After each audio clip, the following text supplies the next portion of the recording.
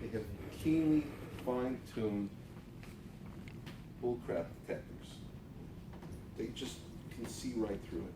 And if you try to snow somebody, try to, you know, impress them with whatever, okay, they'll pick up on it. You need to be honest and open and transparent at all times, and willing to listen and willing to accept advice. Create trust and minimize fear. You know what the biggest fear is that investors have? Investing in something. No. You're the biggest fear. You, the entrepreneur. Biggest fear they have is that they're going to write a check to somebody who's not going to know how to execute, who's not going to be forthright with them when they run into problems, who's, you know, the biggest fear they have is the people. You have to minimize that fear by showing them that they can trust you and believe in you and work with you. So you need to convince investors that you understand business, not just your business, that you understand business in general. That you're not just an inventor of an app or a creator of an idea, but that you're business people. You know what you need to do to make a sale. You know what you need to do to build a business, okay? That you know your business model, how are you going to make money, where are your revenues coming from, what are you going to do to generate those revenues, and what are you going to do to control your costs. That you know how to make money and you can be trusted.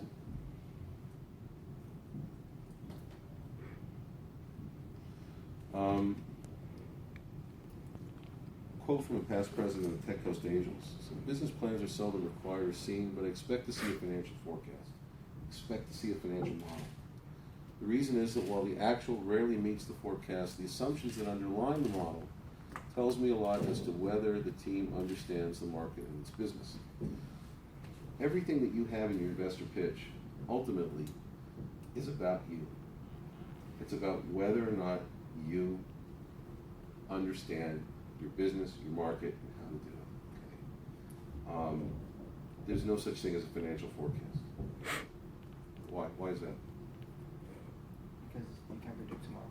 You can't predict tomorrow. As much as You can't forecast the weather. You can't forecast your sales. You can't forecast anything.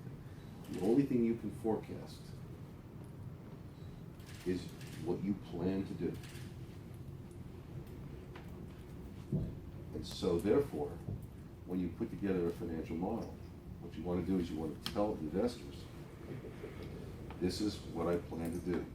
This is where I plan to advertise. This is how often I plan to advertise. These are the people I plan to hire to go out and make sales.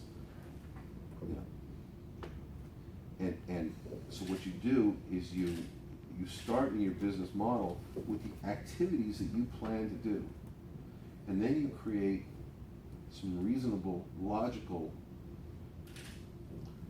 I don't know if I want to use the word assumptions. I'll use the word assumptions, but there's a better word out there somewhere. Reasonable, logical cause and effect scenarios, okay? If I hire one salesperson and that salesperson is going to do telemarketing, and that salesperson can make one call every 10 minutes. That's, let's say, 6 calls an hour, which is 48 calls a day, which is 240 calls a week, or about 1,000 calls a month. Okay? One person can make 1,000 calls a month. How many of those calls are going to turn into actual sales leads? Well, experience is 20%. So we're going to get 200 sales leads per month. Notice I haven't told you what sales are yet, right? What I've told you is I plan to do this, and I believe it's going to generate 200 sales leads. I believe that the conversion rate on the sales leads is going to be 100, no, 50%. So we'll get 100 sales per call, per month, per salesperson, and it's going to take 60 days to convert those sales. So if I hire a salesperson in month 1, I'm going to have 100 sales in month 3. Need some coffee, huh?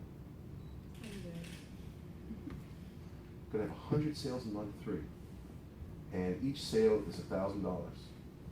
So I'm going to have $100,000 in sales in month 3. Notice what, in that analysis, I didn't start with, we think we can sell $1,000 or $100,000 in month 3. Started with the hiring of a salesperson, and then drilling down from that, how that translates into revenues. When you do that, the entrepreneur says, oh, okay, these guys, you've thought through your business plan. I don't know if I agree with the conversion rate. Maybe I think the conversion rate instead of 50% will be 20%. But at least I see what your thinking is and how you're going with it. You do the same thing with internet ads. You do the same thing with radio ads. You do the same thing with, if you were opening stores, how long would it take for a store 1 to generate X number of revenues, and then you could go on to store 2. So you create a building block approach to your financial model. Am I covering the kinds of things that you guys want to? Yes. Okay. Yes. Any questions at this point? I don't want you to be shy.